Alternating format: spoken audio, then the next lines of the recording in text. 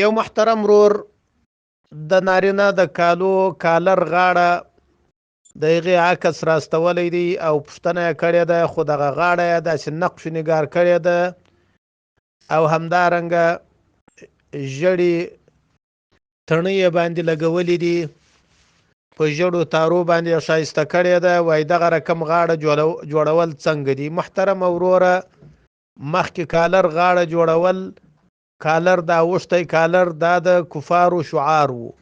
اوس چونکې مسلمانان هم ډېر جوړوي نو د کفارو خوی و عادت نه دی پاته، یعنی دا خاص د کافرانو خوی و عادت نه دی. نو که ستاسو پوښتنه په دې بنا باندې چې دا کالر غاړه ده، نو کالر غاړه جوړول د نارینه دپاره جایز ده. او که دې پوښتنه په دې بنا باندې چې ښایسته سوې ده په تارو په تړیو باندې، نو هغه هم پروا نه لري. والله اعلم بالصواب.